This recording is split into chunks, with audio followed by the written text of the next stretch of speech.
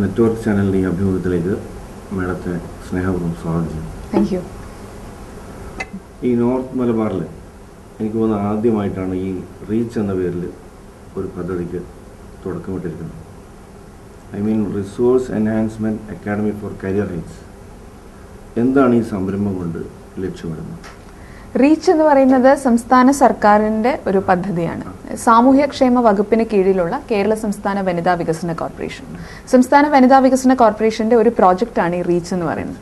Reach is actually A finishing school. ഈ finishing school എന്ന് പറയുന്ന കോൺസെപ്റ്റ് ശരിക്കും മലയാളികൾക്ക് പുതുമയുള്ളൊരു കോൺസെപ്റ്റാണ്. ആദ്യമായിട്ടാണ് ഇത്തരത്തിലൊരു കോൺസെപ്റ്റ്. അതിനുമുമ്പ് എനിക്കൊന്ന് പറയാനുള്ളത്, ഇന്ത്യയിൽ ആദ്യമായി ഒരു സംസ്ഥാനം വനിതകൾക്ക് വേണ്ടി ഒരു ഫിനിഷിംഗ് സ്കൂൾ ആരംഭിക്കുന്നത് കേരളമാണ്. ആ പദ്ധതി നടപ്പാക്കിയത് കേരള സംസ്ഥാന വനിതാ വികസന കോർപ്പറേഷനാണ്. റീച്ചിന്റെ ഫസ്റ്റ് സെന്റർ ട്രിവാൻഡ്രത്തായിരുന്നു, 2009 ലോഞ്ച് ചെയ്തു. സെക്കൻഡ് സെന്റർ ആണ് വടക്കേ മലബാർ, അതായത് കണ്ണൂരിലെ പിലാത്തറ എന്ന് പറയുന്ന സ്ഥലത്ത് ലോഞ്ച് ആകുന്നത് ഈ സംഭവം.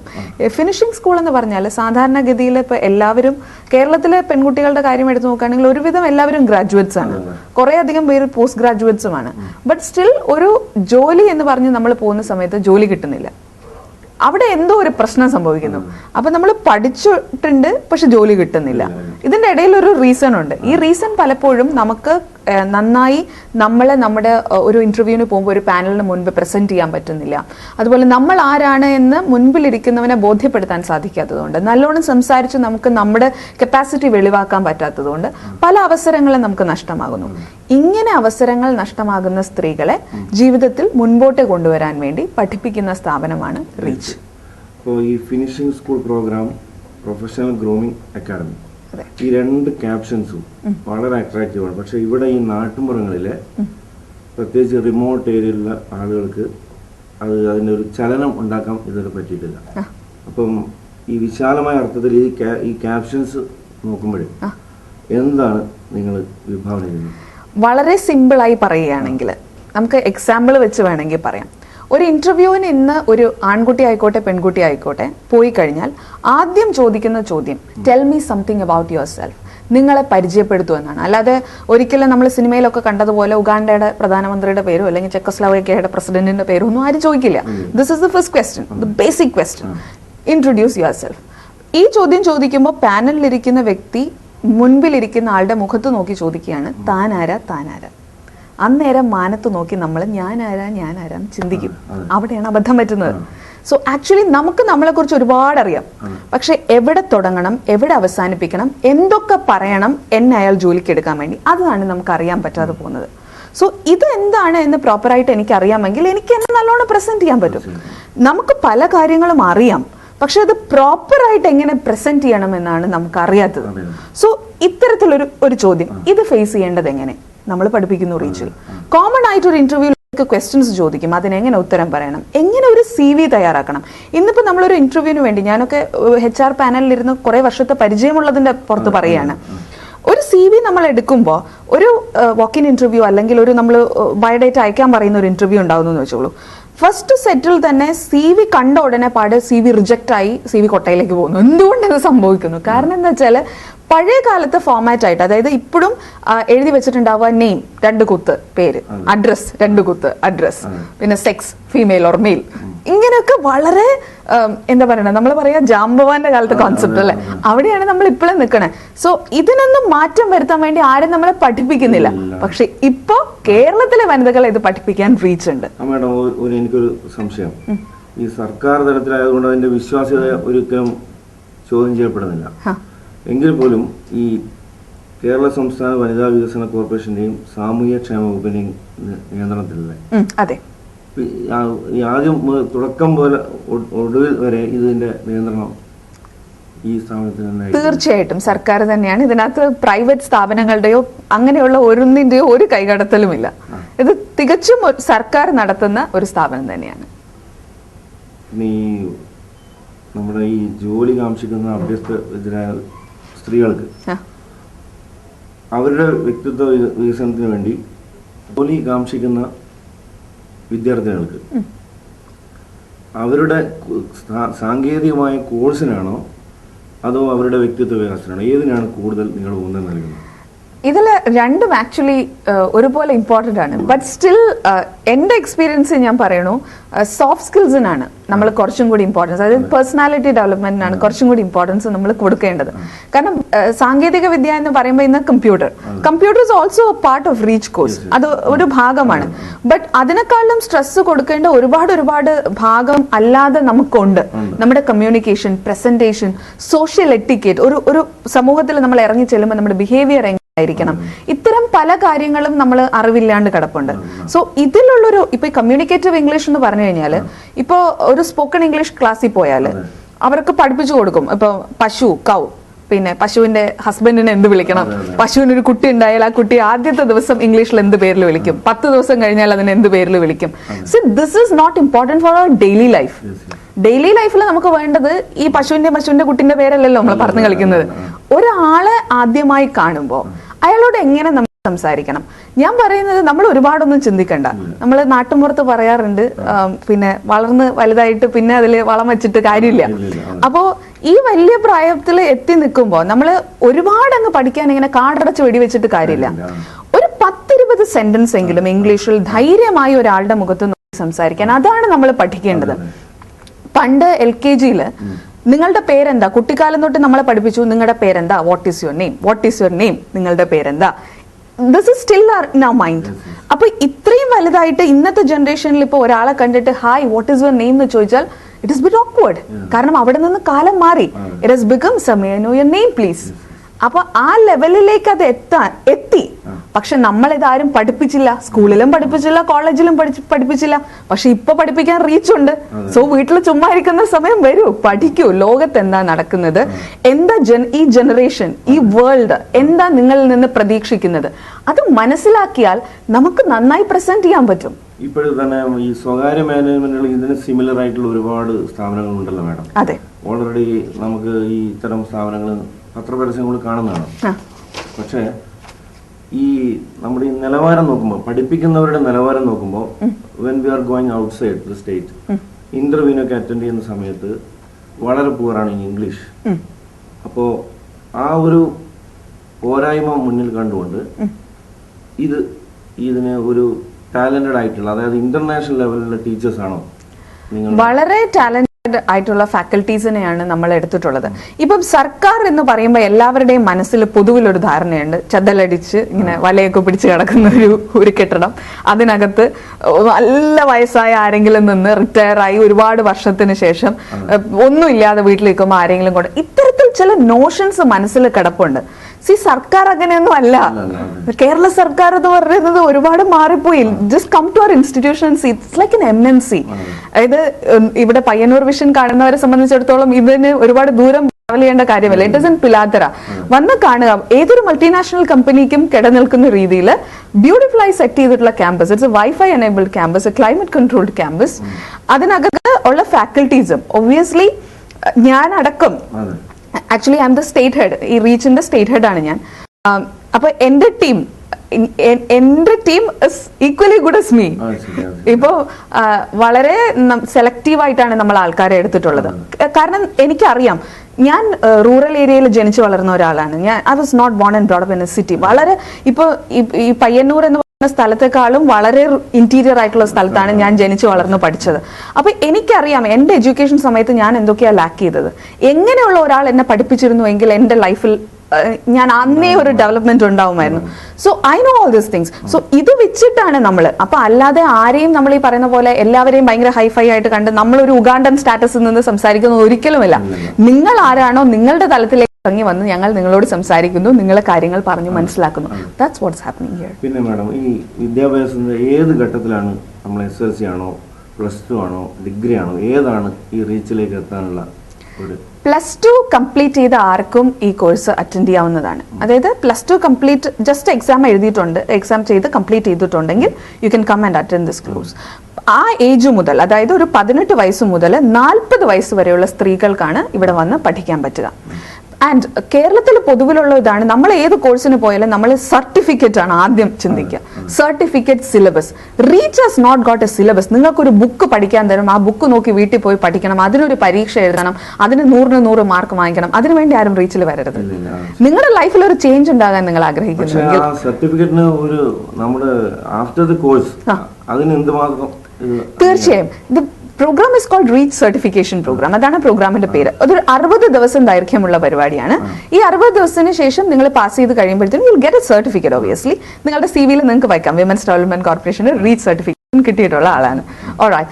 ആൻഡ് റീച്ച് പ്രോഗ്രാം കഴിഞ്ഞിട്ട് നമ്മൾ എന്താ ചെയ്യുന്നതെന്ന് വെച്ച് കഴിഞ്ഞാൽ ഞങ്ങളുടെ അടുത്ത് പഠിക്കുന്ന എല്ലാ കുട്ടികൾക്കും 2 ഇന്റർവ്യൂ എങ്കിലും അറ്റൻഡ് ചെയ്യാനുള്ള അവസരം ഞങ്ങൾ ഉണ്ടാക്കി കൊടുക്കും. Because we have got placement officers. അപ്പൊ ഞങ്ങൾക്ക് പല കമ്പനികളുമായിട്ട്, സർക്കാർ എന്നല്ല പ്രൈവറ്റുമായിട്ട് ടൈപ്സ് ഉണ്ട്. അപ്പോൾ ഒരു 2 ഇന്റർവ്യൂ എങ്കിലും അറ്റൻഡ് ചെയ്യാനുള്ള അവസരം ഉണ്ടാക്കി കൊടുക്കും. ഞങ്ങളുടെ ഇതുവരെയുള്ള എക്സ്പീരിയൻസിൽ, കാരണം ട്രിവാൻഡ്രം മാത്രമാണ് നമുക്ക് ഇതുവരെ സെന്റർ ആയിട്ടുണ്ടായിരുന്നത്, ഈ 2009 തൊട്ട് ഈ ഡേറ്റ് വരെ പഠിച്ച എല്ലാ കുട്ടികളും പ്ലേസ്ഡ് ആണ്. കാരണം എന്താ വെച്ചാൽ വന്നു കഴിയുമ്പോഴത്തേനും അവർക്ക് ആ സകലവർ മാറ്റം ഉണ്ടാവുകയാണ്. So they know how to behave. അതുകൊണ്ട് തന്നെ they get through. Added advantage ആണ്. Obviously it's an added advantage.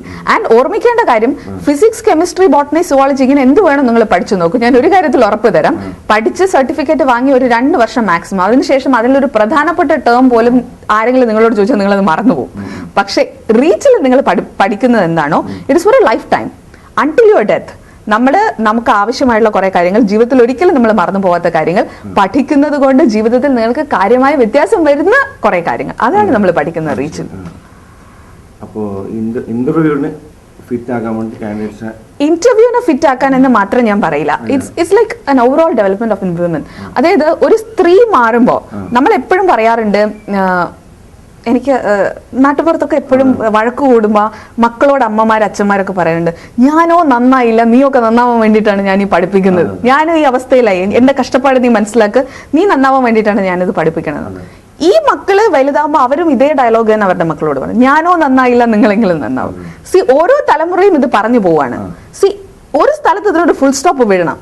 ഞാൻ നന്നായി, ഞാൻ എനിക്കിഷ്ടമുള്ളതുപോലെ സർവേശ്വരനെ മുന്നിൽ നിർത്തി നന്നായി ജീവിച്ചു, എന്റെ ജീവിതം കണ്ട് നീ പഠിക്കുക എന്ന് പറയാൻ അച്ഛൻ, അമ്മ എന്ന നിലയിൽ നമുക്ക് സാധിക്കണം.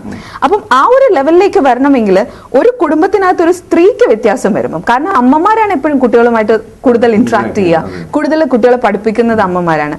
എനിക്ക് 2 മക്കളുണ്ട്. എന്റെ 2 കുഞ്ഞുങ്ങളും I know like how the behave to me. Like അവർ സ്കൂളിൽ പോയിട്ട് വന്ന് പറയുന്ന കാര്യങ്ങൾ, അവർ ഏറ്റവും കൂടുതൽ പഠിക്കുന്നത് എന്റെ കയ്യിൽ നിന്നാണ്.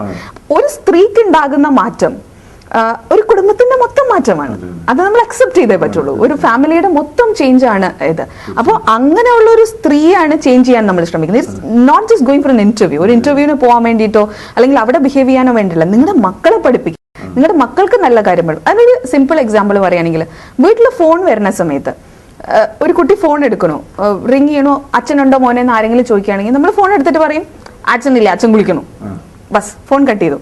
അപ്പൊ അമ്മ കുട്ടിയെ തിരുത്തുന്നില്ല, മക്കളെ ഫോൺ എടുക്കേണ്ടത് അങ്ങനെയല്ല, ഫോൺ എടുത്തു കഴിഞ്ഞാൽ ആരാ വിളിക്കുന്നതെന്ന് ചോദിക്കണം, എന്തെങ്കിലും അച്ഛനോട് പറയാനുണ്ടോ എന്ന് അച്ഛൻ അന്വേഷിക്കണം.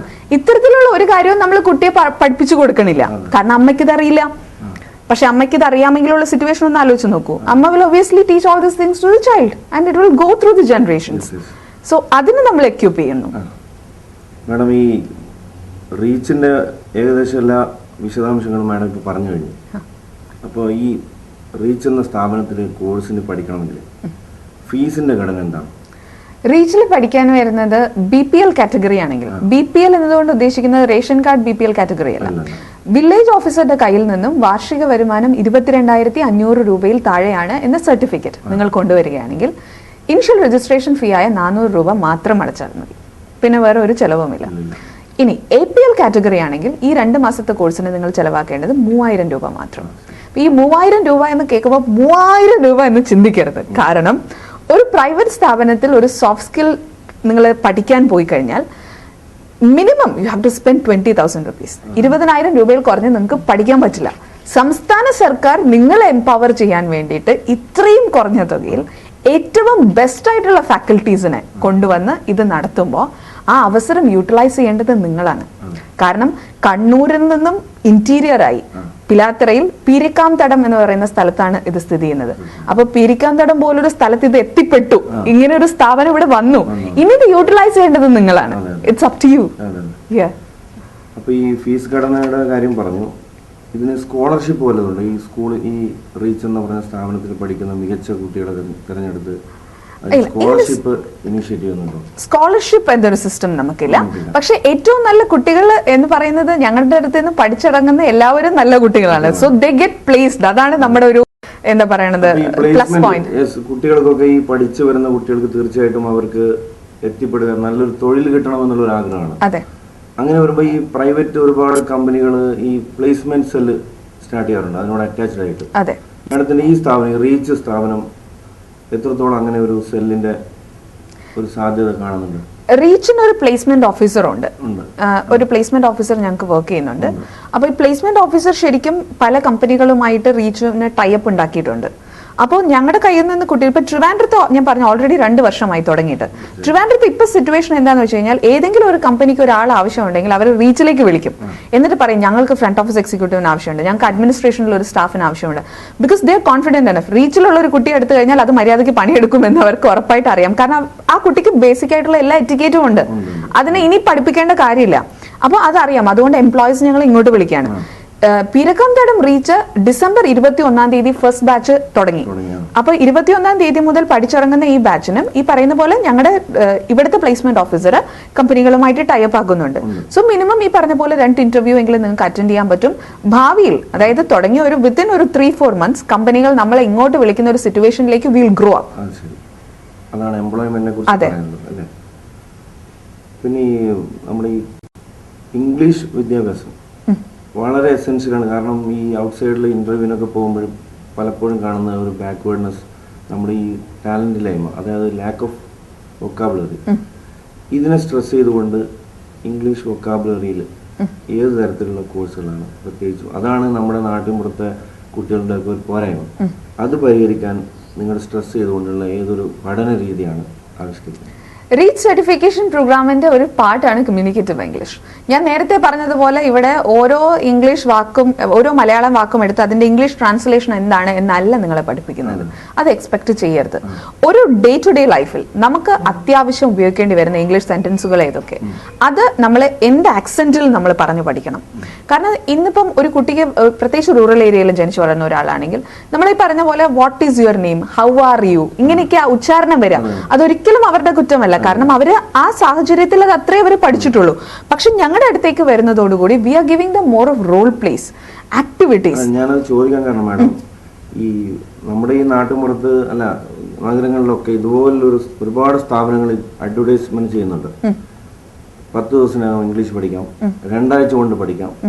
സിമിലർ ടു ദാറ്റ് ആണോ അതോ ഇതിൽ നിന്ന് വ്യത്യസ്തമായിട്ട് എന്താണ്?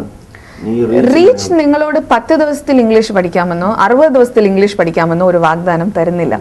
റീച്ച് നിങ്ങളോട് പറയുന്നത് ഇത്രയേ ഉള്ളൂ, നിങ്ങൾ എന്ത് ലെവലിലാണോ വരുന്നത് അതിൽ നിന്നും ഒരു പടി മുകളിലത്തെ ലെവലിലായിരിക്കും നിങ്ങൾ ഇവിടെ നിന്ന് പഠിച്ചിറങ്ങുക.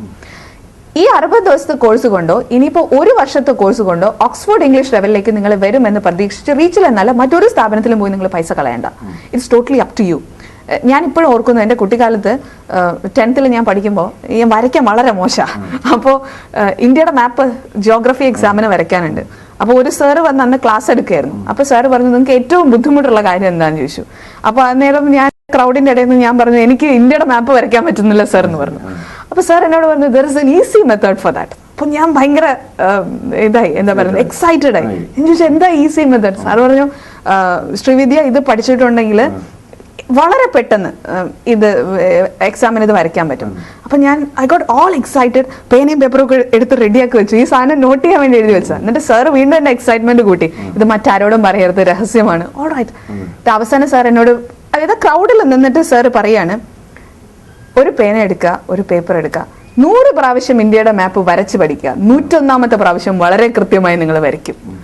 അന്ന് എനിക്ക് സത്യം പറഞ്ഞാൽ നാടൻ ഭാഷ ഒന്ന് ചൊറിഞ്ഞു വന്നു. കാരണം ഇത് എല്ലാവർക്കും അറിയാവുന്ന വഴിയല്ലേ, ഇതെന്തത് ഇത്ര എളുപ്പം പറയാനിരിക്കുന്നത്. അന്ന് എനിക്ക് അതിന്റെ ഇത് മനസ്സിലായില്ല. പക്ഷെ ഇന്ന് ഞാൻ മനസ്സിലാക്കുന്നു, ജീവിതത്തിൽ there is no magic in life. Abracadabra എന്ന് കാണിച്ചു കഴിഞ്ഞാൽ മാറുന്ന ഒരു സാധനവുമില്ല. We have to try from our side. വരയ്ക്കുന്നതായാലും സംസാരിക്കുന്നതായാലും ഇംഗ്ലീഷ് ഭാഷ സംസാരിക്കണമെങ്കിൽ ഒരാൾ പഠിപ്പിച്ചതുകൊണ്ട് കാര്യമായില്ല. You have to start talking. നിങ്ങൾ സംസാരിക്കണം. സംസാരിച്ച് വരുമ്പോഴേ വ്യത്യാസം വരുള്ളൂ. ആ സംസാരിക്കാൻ ഒരു അവസരം റീച്ച് നിങ്ങൾക്ക് തരുന്നുണ്ട് through role plays, activities, games, projects, അങ്ങനെ എല്ലാത്തിലൂടെയും. പേഴ്സണാലിറ്റി ഡെവലപ്മെന്റ് അതാണ് കൂടുതൽ സ്ട്രെസ് ചെയ്യുന്നത് അല്ലേ? അതെ. പിന്നെ ഈ നമ്മൾ ഈ വനിതാ വികസന കോർപ്പറേഷൻ തീർച്ചയായിട്ടും ഈ വനിതകളുടെ ശാക്തീകരണം അതാണല്ലോ എയിം ചെയ്യുന്നത്. What about the students who are, അതായത് അവർക്ക് വിദ്യാഭ്യാസം കിട്ടാത്ത കുട്ടികൾക്ക് അവരുടെ ശാക്തീകരണത്തിന് എന്താണ്? വിദ്യാഭ്യാസം കിട്ടാത്ത കുട്ടികൾ എന്നതുകൊണ്ട് ഉദ്ദേശിക്കുന്നത് കുട്ടികൾ, അതായത് വനിതാ വികസന കോർപ്പറേഷൻ എന്ന് പറഞ്ഞാൽ അവരുടെ ഈ വിദ്യാഭ്യാസം നേടാൻ കഴിയാത്ത വനിതകൾക്ക്, കുട്ടിക്കാലം മുതൽ വിദ്യാഭ്യാസം നേടാൻ കഴിയാത്ത സാഹചര്യത്തിൽ നേടാൻ കഴിയാത്ത ആളുകൾക്ക് റീച്ചിൽ തൽക്കാലം അത്തരത്തിലുള്ള ഒരു കോഴ്സ് നമ്മൾ ഡിസൈൻ ചെയ്തിട്ടില്ല. ബട്ട് ഇൻ റീസെന്റ് ഫ്യൂച്ചർ അങ്ങനെയുള്ള പരിപാടികൾ നമ്മൾ ആസൂത്രണം ചെയ്യും. കാരണം ഇപ്പോൾ ഒന്നൊന്നായിട്ട് വരികയാണ്. വനിതാ വികസന കോർപ്പറേഷൻ ഒരുപാട് പ്രോജക്റ്റുകൾ ഉണ്ട്, ഒത്തിരി പ്രോജക്ട്സ്. ഇപ്പൊ ജെൻഡർ ബേസ്ഡ് ആയിട്ടും അതുപോലെ തന്നെ ഇത് എന്താ പറയുന്നത് ഫിനിഷിംഗ് സ്കൂൾ ബേസ്ഡ് ആയിട്ടും ഒരുപാട് പ്രോജക്ട്സ് നടക്കുന്നുണ്ട്.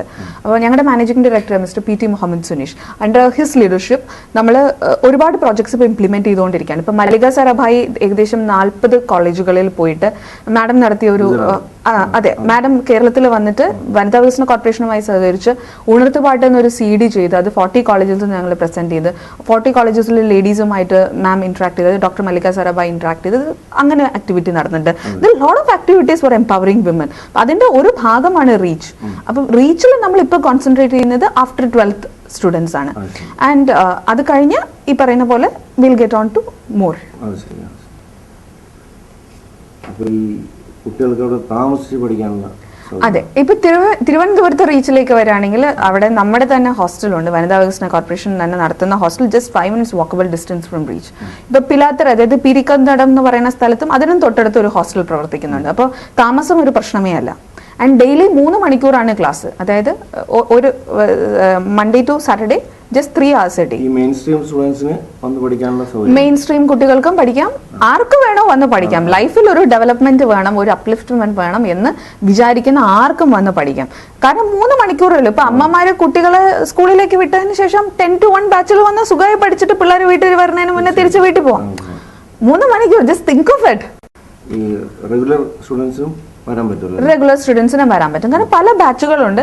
ഇപ്പൊ അവരുടെയൊക്കെ സമയം അവർക്ക് ഓക്കെ ആണെങ്കിൽ we have lot of batches running. 10 to 1 ഒരു ബാച്ച് ഉണ്ട്, ഉച്ചയ്ക്ക് ശേഷം ഒരു ബാച്ച് ഉണ്ട്. കൺകറന്റ്ലി നമുക്ക് 2 ബാച്ചസ് റൺ ചെയ്യാനായിട്ടുള്ള ഓപ്ഷൻ ഉണ്ട്. അത്രയും ഫെസിലിറ്റീസ് ഉള്ള സ്ഥലമാണ് റീച്ച്. അപ്പോൾ ഇറ്റ് ഈസ് ദേർ. ഈ റീച്ചിന്റെ ഉദ്ദേശ ലക്ഷ്യങ്ങളൊക്കെ മാഡം വളരെ വിശദമായി പറഞ്ഞു കഴിഞ്ഞു. ഇനി ഇതിന്റെ മേൽവിലാസം, കാരണം ഈ നാട്ടുമ്പുറങ്ങളിലെ കുട്ടികൾക്കൊക്കെ ഇത് അറിഞ്ഞാൽ നന്നായിരുന്നു. അവർക്ക് ഇതിന്റെ ഡെസ്റ്റിനേഷൻ എവിടെയാണെന്ന് പറഞ്ഞു കൊടുക്കുന്നത്. തീർച്ചയായും പീരിക്കാംതടം നാഷണൽ ഹൈവേ, പിലാത്തറ, കണ്ണൂർ, ഇതാണ് ഇതിന്റെ അഡ്രസ്. വിശദ വിവരങ്ങൾക്ക് ഫോൺ നമ്പർ ഉണ്ട് 28000572 2-800-572. അപ്പോഴേതായാലും ഈ നമ്മുടെ നാട്ടിൻപുറത്തെ വിദ്യാർത്ഥിനികൾക്ക്, പെൺകുട്ടികൾക്കൊക്കെ പ്രയോജനകരമായ രീതിയിൽ ഈ പദ്ധതി വളരെ വിജയപ്രദമാകട്ടെ. Thank you so much. എല്ലാ ഭാഗങ്ങളും താങ്ക് യു.